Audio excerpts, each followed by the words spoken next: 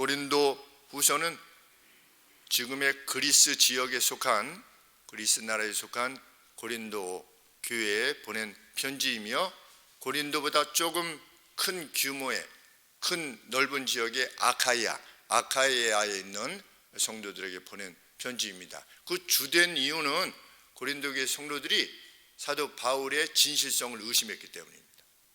그것이 주된 고린도 후서의 내용입니다. 사도 바울이 고린도 교회를 방문하겠다고 말했는데 한동안 고린도 교회에 오지 않는 것입니다. 그러니까 사도 바울이 좀 신실성이 떨어지는 거짓 사도 아니냐, 뭔가 좀 이상하다, 월급도 안 받는다, 뭐 진짜 사도가 아니니까 월급도 달라지지 않는 거 아니냐, 뭐 이런 식으로 사도 바울에 대한 오해가 발생한 것입니다.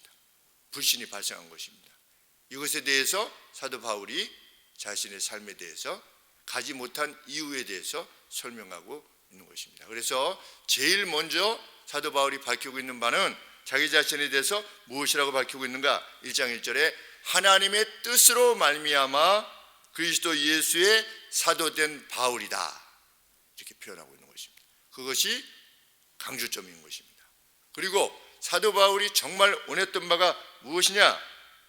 2절 말씀, 은혜와 평강이 있기를 원하더라. 왜? 평강이 깨져 있으니까.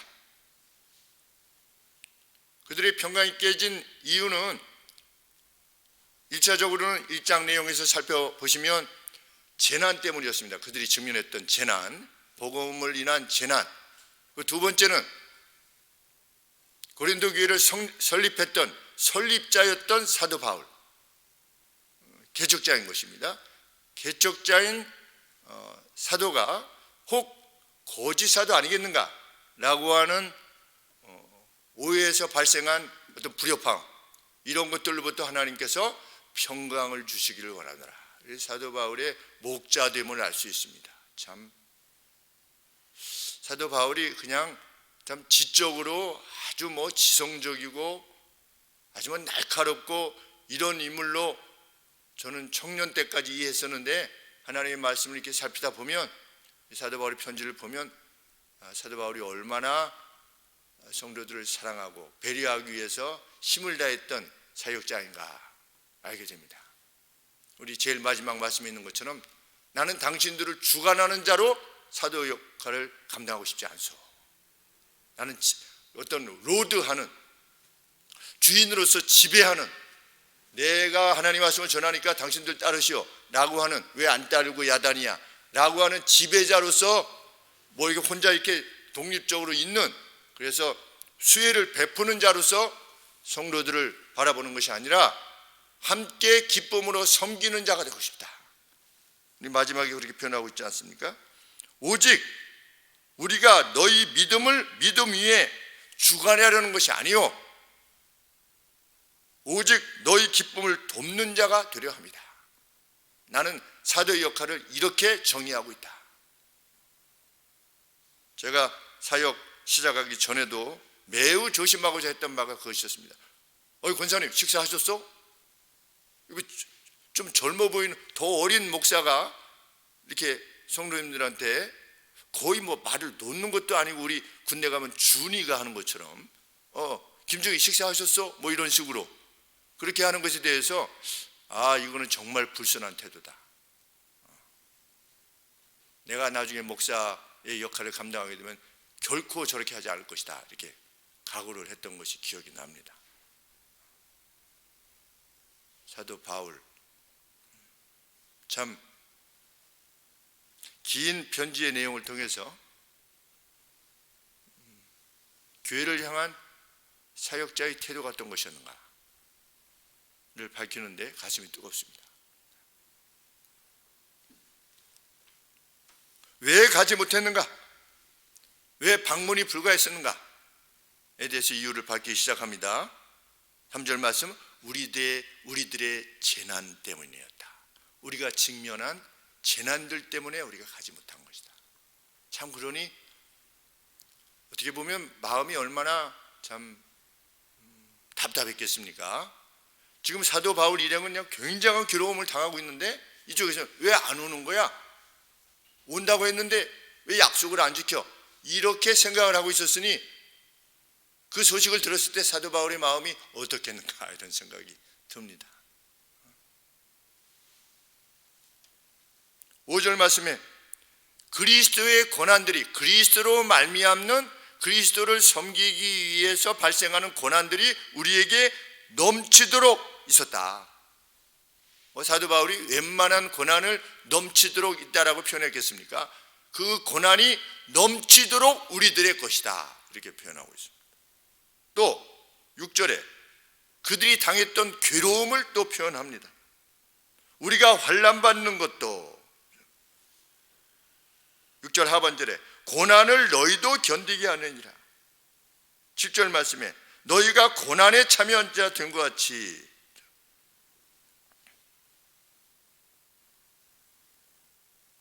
그러면서도 사도 바울은 6절 말씀에 무엇이라고 밝히고 있냐면 우리가 환난받는 것도 너희의 위로와 구원을 위함이요 혹 위로받는 것도 너희의 위로를 위함이니 이 위로가 너희 속에 역사하여 우리가 받는 것 같은 고난을 너희도 견디게 하기 위하여서 우리가 고난을 받는다는 겁니다.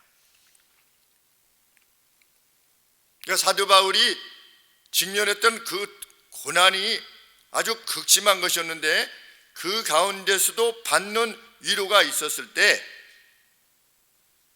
고린도 교회 성도들이 지금 직면하고 있는 그 고난 속에서 자신들이 고난 가운데서 받았던 은혜를 함께 나누게 되면 고린도 교회 성도들 역시 그 고난 가운데서 위로를 받을 것이라 이렇게 확신했던 것입니다. 그렇게 자신들이 당했던 소아시아, 터키의 소아시아에서 당했던 고난을 그렇게 이해한 것입니다.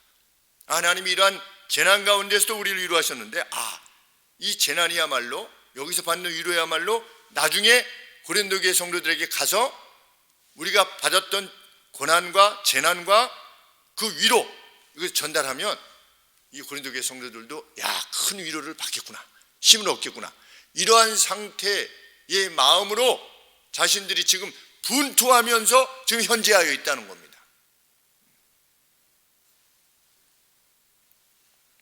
무엇이 아니라는 겁니까?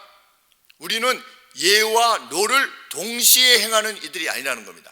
예와 노를 동시에 행하면 그게 뭡니까? 그냥 어정쩡한 사람인 것입니다. 예면 예고 노면 노인데 예와 노가 동시에 있는 존재가 아니다. 나는 사도인 나 바울은 이러한 재난들이 우리를 붙잡고 있었을 뿐이다. 이게 설명하는 것입니다. 그러면서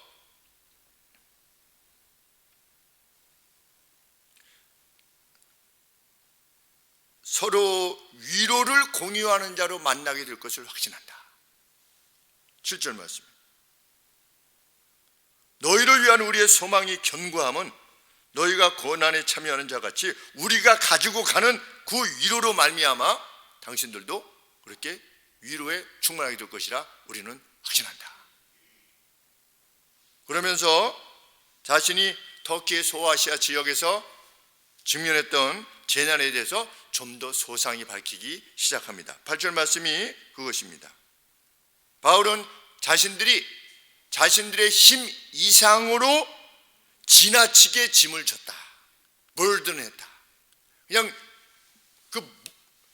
자신들이 짊어져야만 하는 그 짐의 무게가 너무 넘쳐서 스스로 어떻게 할 수 없는 그러한 상태에 이르렀었다. 형제들아, 우리가 아시아에서 당한 환난을 당신들이 알지 못하기를 내가 반드시 알려야만 하겠으니 무엇이냐? 힘에 지나도록 우리의 능력을 벗어난 고난을 우리가 직면하게 되었다. 누구 때문입니까? 예수님 때문에 그렇습니다. 예수님을 믿는 것 때문에 건강도 잃고 예수님 때문에 재산도 잃고 시간도 잃고 생명도 잃는 그거 아니겠습니까? 사도들이 직면했던, 사역자들이 직면해야만 되는, 직면하기를 기뻐하는 것이 그거 아니겠습니까? 지배하는 것이 아니라 무슨 도사처럼 이렇게 지배하는 것이 아니라 늘 겸손함과 섬김으로.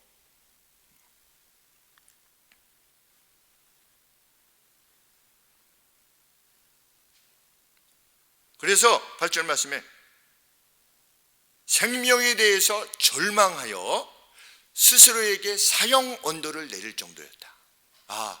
이제는 죽었구나. 이제는 주님 앞에 가는구나 라고 할 정도였다는 것입니다. 살 소망까지 끊어지고 우리 마음에 사형 선고를 받은 줄 알았, 스스로 사형 선고를 내린 겁니다. 이러한 재난이 고린도 교회를 향하여 가지 못하도록 했다는 것입니다.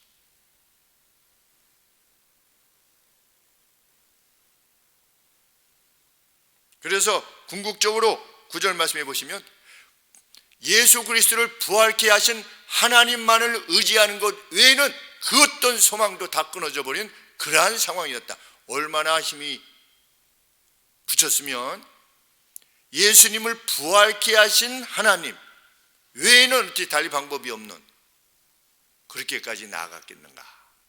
그런데도 교회는 그러한, 지금 한편에서는 그냥 그리스도를 위해서 정말 이 사형 언도를 받을 만큼 그러한 고난에 직면했는데도 불구하고 한편에서는 저 가짜 아니야?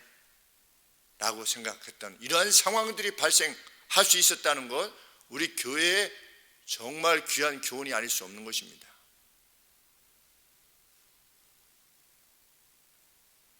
사역자가 말할 수 없는 때가 있는 것입니다. 말할 수 없는 때가.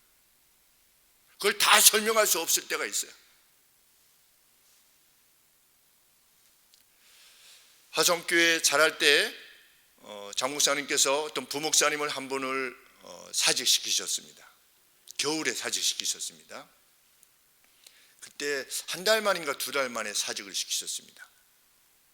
그래서 저희 아버지께서도 오해하셨습니다. 그래서 화성교회를 떠나셨습니다. 왜 사직시키셨는가에 대해서 구체적으로 말씀하시지 않았습니다. 저희 아버지께서도 아니 그 겨울에 갑자기 누구를 그만두게 하는 것이 그게 합당하냐 라고 해서 아버지 스스로 판단을 내리셔서 화성교회를 떠나신 뒤로 그 뒤로 이제 같이 신앙생활을 하시지 않으셨죠. 근데 나중에 아주 오랜 세월 10수년 20여 년이 지나고 나서 그 이유를 알게 됐습니다. 그 목사님께서 어떤 여성도님하고 좀 가까이 하시게 되는 그러한 일이 있었던 거죠. 그래서 목사님께서 교회를 보호하고 또 그 개인을 보호하기 위해서 그런 결정을 내리셨는데, 교회가 그것에 대해서 일일이 어떻게 다 설명하겠습니까? 누가 어떤 직을 그만둘 때, 또 재직을 임명할 때, 또 그만두게 할 때, 어떤 교회의 어떤 결정들을 내려야만 될 때, 그렇게 말할 수 있죠. 왜 안 오는 거야? 온다고 했잖아. 거짓사도 아니야. 여기는 지금 뭐 하고 있는데?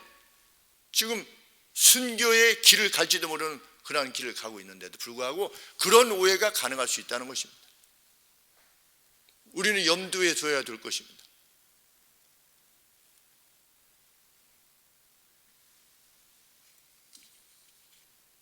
바울은 그러한 가운데서 놀랍게도 하나님께서 그 큰 죽음의 위협으로부터 자신을 건져내셨고 이후로도 건지실 것이라는 확신을 갖게 되었다.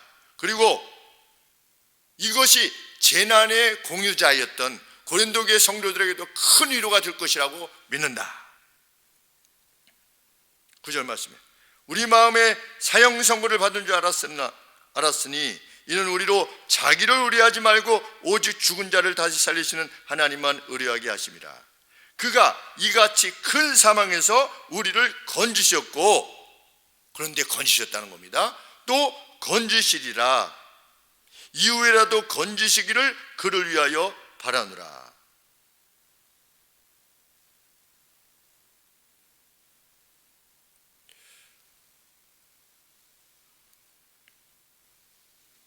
그러면서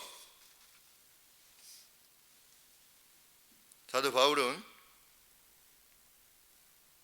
자신이 받은 은총에 대해서, 은혜에 대해서 고린도 교회가 함께 조인하여 돕고 있다는 사실을 감사해야 합니다. 그러면서 자신이 사역자로서의 하나님 앞에서의 진실한 감사의 이유를 밝힙니다. 1차적으로 무엇을 행한 것입니까? 우리가 가지 못한 이유는 이러이러합니다 라고 설명을 합니다. 그 다음에 사도 바울이 행하고자 하는 것은 나는 사역자로서 이러이러한 점에 있어서 나의 사역을 이해하고 있고 이것이 나의 자랑입니다.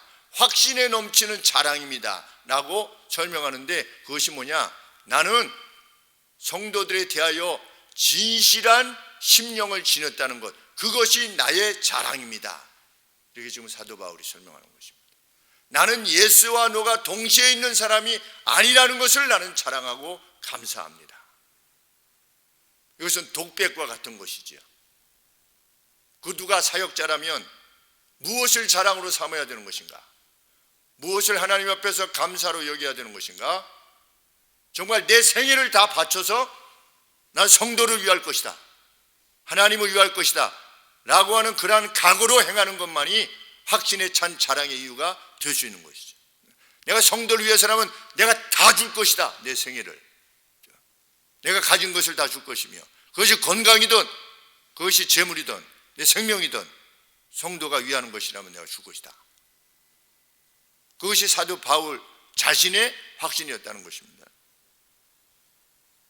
12절 말씀이 그 말씀입니다. 우리가 세상에서 특별히 당신들에 대하여 하나님의 거룩함으로 대하는 겁니다.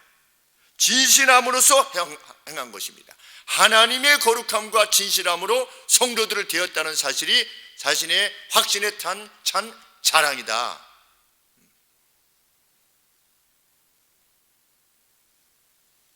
내가 육체의 지혜로 하지 아니하고 이 짱을 봐가지고 이렇게 하면 좀 이렇게 되겠거니, 이렇게 하면 이렇게 되겠거니, 이런 어떤 인간적인 수수, 인간적인 지혜대로 행하지 아니하고 하나님이 명하신 바는 그대로 행하는,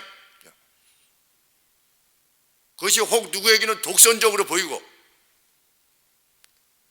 어떤 말씀이 단정적으로 보인다 할지라도 그것이 진리의 말씀에 근거한 것이라면 흔들림 없이 그것을 행하는 것, 그것에 확신에 찬 자랑을 내가 지닌다. 육체의 지혜로 아니하고 하나님의 은혜로 행함은 우리의 양심에 증거하는 바니 이것이 우리의 자랑이다. 이것을 상실하면 목사는 사꾼이 될 것입니다.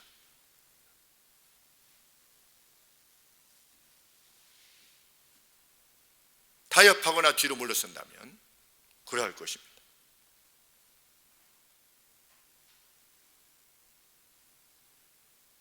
그러면서 바울은 지금 편지하는 내용 역시 그 어떤 것을 과장하거나 축소하여 쓰는 것이 아니라 있는 그대로 기술하는 것이다.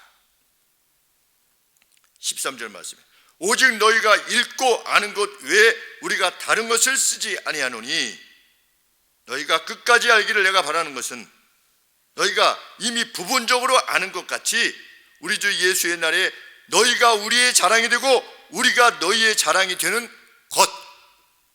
달리 말하면 사도 바울은 고린도교회 성도들을 어떤 마음으로 바라보았다는 겁니까? 주님의 날에 고린도교회 성도들이 자신들의 자랑이 될 것이다 라고 하는 것을 믿었다는 것입니다. 그것을 확신했다는 것이죠. 저 역시 그렇게 확신할 것입니다. 그래서 우리가 쓰지 않습니까? 목사의 면류관. 목사의 면류관이 뭐냐? 성도인 것입니다. 그날의 성도인 것이죠. 하나님 말씀을 전해서 하나님 말씀대로 살아냈던 성도들의 삶, 그리고 하나님 앞에서 상을 받는 그 성도들 모습을 지켜볼 때 그들이 뭐냐? 저의 사역의 면류관인 것입니다. 우리 교회 성도들이 이것을 고린도교회 성도들이요 함께 확신하기를 원합니다.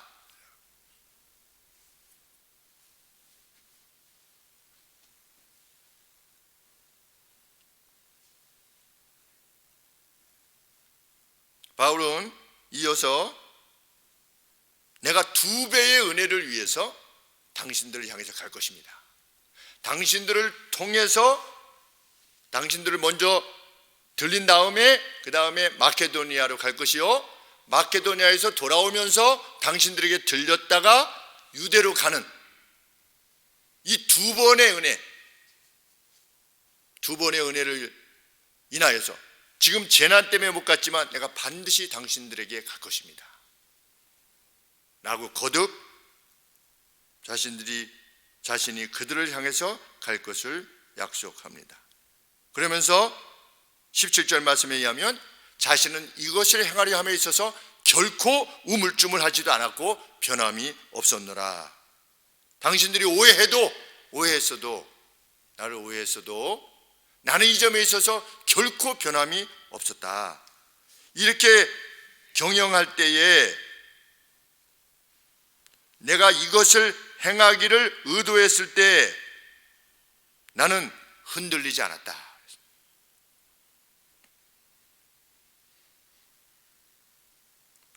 혹 내가 이것을 의도했을 때 육체를 쫓아 경영하여 예하고 아니나 하는 일이 내게 있었겠느냐? 그랬었겠느냐? 내가 예라고 하고 또 아니오도 같이 있는, 아니면 예라고 하고 아니오를 행하는 그런 일이 내게 있을 수 있었겠느냐? 불가하다는 것이. 마치 누구처럼 18절에 하나님의 미쁘심처럼, 신실하심처럼. 하나님은 어떻게 신실하신다고 그랬습니까? 20절에 하나님의 약속은, 하나님의 모든 약속들은 그 약속들이 많은 만큼, 많으면 많을수록 그리스도 안에서 예가 되니 하나님의 약속하신 것을 반드시 이루실 만큼 미쁘신 분이신데, 그 하나님을 설교하는 우리가 어떻게 신실하지 않을 수 있겠느냐? 지금 사도 바울이 밝히고 있는 것입니다. 그것을 설교하는 우리가 어떻게 신실하지 않을 수 있겠느냐?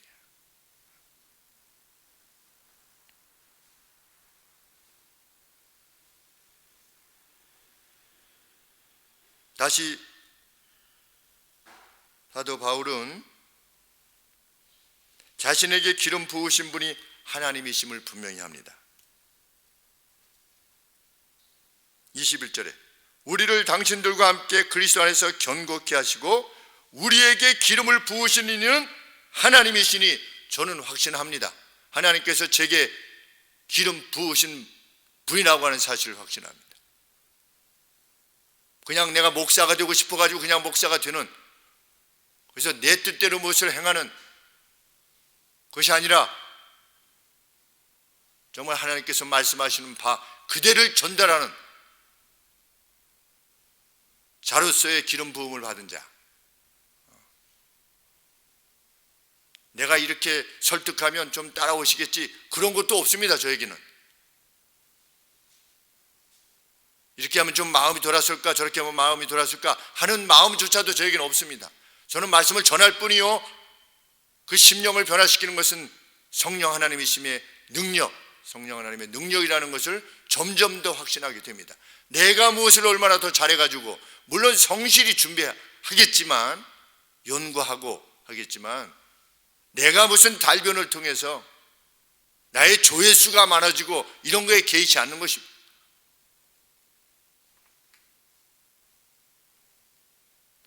그날에 주께서 저를 평가하시는 유일한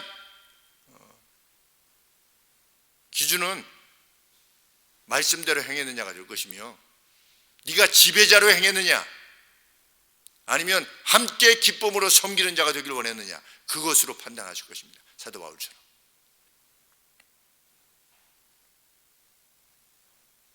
바울은 재난 외에도 자신이 고린도 교회를 향할 수 없었던 이유에 대해서 또 다른 이유를 밝히는데, 그것은 23절에 맹세의 형태로 말합니다. 맹세를 하면서까지 말합니다. 내가 내 영혼을 두고 하나님을 불러 증거하시게 하노니, 하나님의 이름을 들어 지금 맹세하는 것입니다. 이것을 보면 맹세하지 말라고 하는 것이 맹세 형태를 취하지 말라고 하는 명령이 아니라고 하는 것을 알게 됩니다. 단지 주님이 말씀하셨던 것은 자신의 말에 신실한 사람이 되라는 겁니다. 맹세가 필요 없을 정도의 신실한 사람, 그런데 사도 바울은 자신의 지금 기록하는 내용이 오해를 받고 있는 상태이기 때문에 하나님을 들어서 맹세의 형태로 밝히고 있는데, 그것은 뭐냐? 다시 고린도에 가지 아니한 것은 당신들을 아끼기 위함이었습니다. 재난 외에도 또 다른 이유가 뭐냐? 그들을 아끼고 있다. 그게 무슨 의미냐? 사도 바울이 직접 가게 되면 어떻게 되는 겁니까? 가면 퍼니시하는 겁니다. 벌을 줘야만 됩니다. 상황 자체가. 고린도의 교회가 행했던 그 죄들이 있기 때문에 가면 어떻게 됩니까? 보고서도 그 죄를 범한 거에 대해서 그냥 유야무야 할 수 없지 않습니까? 그러니까 권징을 해야 돼요. 그런데 사도 바울은 권징하고 싶지가 않았던 겁니다. 오직 성도 안에서의 기쁨으로 만나고 싶었던 겁니다. 그래서 어떻게 한 겁니까? 아주 강력한 편지를 쓴 겁니다. 내가 가만두지 않을 것이다, 이렇게. 사도의 권위로 이러한 죄악을 행하는 이들은 내가 가만두지 않을 것이다 라고 해서 성도들이 그 무서운 편지를 듣고서 받고서 회개한 상태에서 자신이 만나기를 원했던 겁니다. 이 사역자의 마음인 것입니다. 얼마나 뜨거운 마음인지 알 수 없습니다. 당신들을 아끼기 위해서 내가 가지 못한 것이다. 그런데 오해하고 있었던 거죠. 고린도 교회는 얼마나 어리석었는지 알 수 없습니다.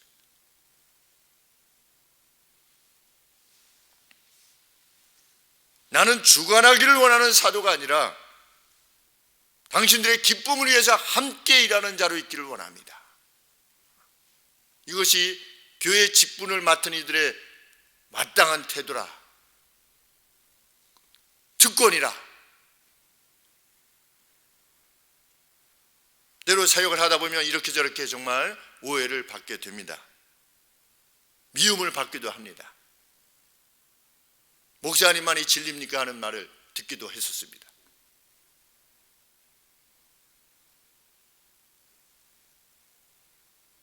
저의 자랑 역시 양심의 증언이라고 하는 차원에서 육적인 지혜가 아닌 하나님께서 주신 분명한 말씀에 근거한 말씀 전함과 사역이라고 하는 차원에 있어서 확신에 차는 자랑을 분명히 지니고 있습니다. 그것은 하나님 앞에서 지니는 것이지 성도들 앞에서 지니는 것은 아닐 것입니다. 그것은 저 자신이 하나님 앞에서 지니기 위해서 힘쓰는 것입니다.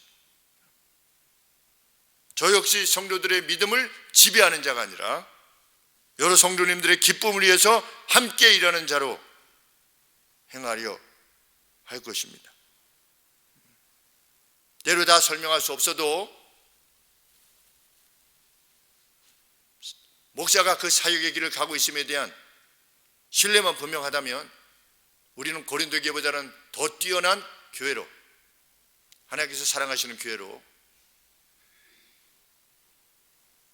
우리의 사명을 다 감당할 수 있게 될 것입니다.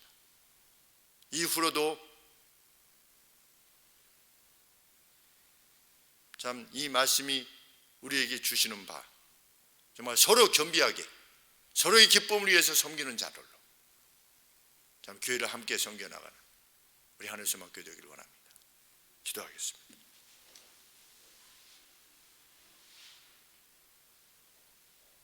아버지 하나님, 이 확신이 우리에게 함께 있게 하여 주옵소서. 우리는 서로의 기쁨을 위하여 함께 섬기는 자로 이 자리에 있고 함께 교회를 섬기고 있음을 확신하는 저희 교회가 되게 하시고 그 안에서의 즐거움과 그 신뢰와 만족 가운데 하나님, 교회가 다 그렇고 그렇지 뭐라고 하는 아버지 교회 내에서조차 지니고 있는 그 자주 섞인 그 슬픔의 이야기들을 멀리 쫓아내는 그러한 교회가 될 수 있도록 교회를 지켜주시고 보호하여 주시옵소서. 예수님의 이름으로 기도합나이다. 아멘.